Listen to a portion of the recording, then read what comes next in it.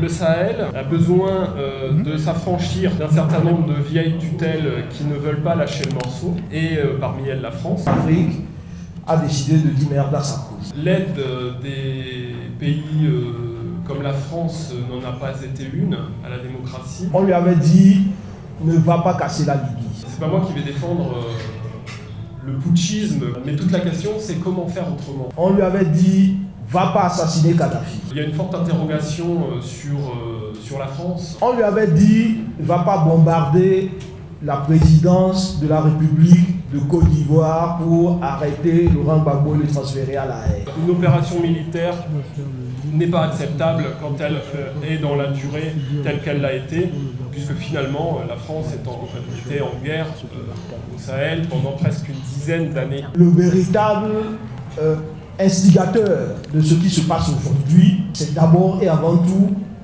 Nicolas Sarkozy. La France a joué un rôle qui est un rôle négatif. Et cette guerre a détruit nos villages. Cette guerre a détruit des familles. Je suis historien, donc je ne vais pas vous dire, certainement pas vous dire qu'elle a joué un rôle positif, contrairement à certains présidents de la République. Les dirigeants doivent être mandatés par leur peuple, par un vote démocratique pour arriver au pouvoir. L'Afrique devrait retrouver sa vraie démocratie, mais quand je dis démocratie, une vraie démocratie, pas une démocratie déguisée comme nous l'avons connue depuis une soixantaine d'années. On en est réduit à justifier des putsch parce que les populations en ont plus que marre. Ça me fait mal au cœur de devoir aujourd'hui justifier des putsch. J'ai passé toute ma vie à lutter pour la démocratie. Pas d'électricité en pleine capitale qui est N'Djamena, pas d'eau potable pour la population. J'ignorais totalement l'histoire du Togo. Le Tchad fait partie des rares pays d'Afrique où le sous-développement est criant. Tout le monde sait au Togo, tout le monde parmi les diplomates, les ambassadeurs qui sont en place savent que l'élection a été volée. Nos pays fonctionnent encore avec les constitutions qui ont été établies,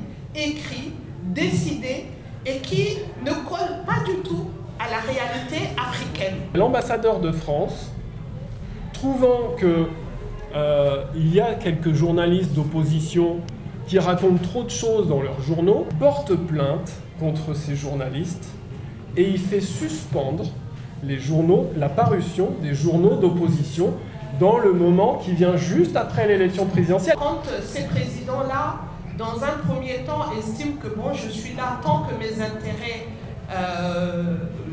sont remplis et que moi aussi je satisfais les intérêts de la France, tout va bien dans le meilleur des mondes. La France a agi à plusieurs reprises, très clairement, pour favoriser le dictateur en place au détriment d'un processus démocratique. Et à un moment donné, quand il a commencé aussi à tourner le dos à la France, et bien forcément, ça a été sa chute. De heure en heure et d'intervention systématique de la France, toujours pour le malheur du peuple togolais. À un moment donné, quand la pression de la population et des pays voisins sont un petit peu fortes, et que ces présidents commencent à changer un peu de discours et à se dire « Ah, ça serait peut-être mieux que je change un petit peu de ligne directrice », et bien forcément, ça déplaît à la France et donc on en arrive à un coup d'État ou alors à un meurtre.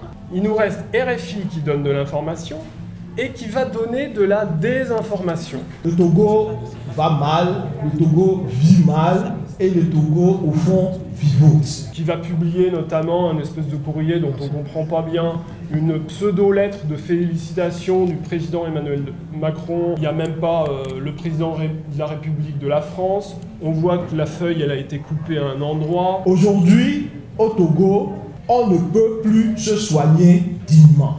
On ne peut plus s'éduquer convenablement. On ne peut plus trouver du travail à la hauteur de son diplôme. Voilà ce qui s'est passé au Togo. Le combat souverainiste pour la libération et la renaissance de l'Afrique est un combat de tous les âges. La France a été malfaisante depuis la décolonisation. Donc elle a été malfaisante pendant la colonisation, et elle a été malfaisante ensuite. Et donc, voilà une des raisons pour lesquelles j'ai écrit ce livre. Ce livre dépeint la violence brutale qu'impose la France et ses réseaux à ses anciennes colonies et tutelles dont le Togo. La France ne peut plus donner quoi que ce soit comme leçon à un pays africain quel qu'il soit. Les démocrates africains peuvent se saisir de cette situation pour refaire du Sahel un territoire viable.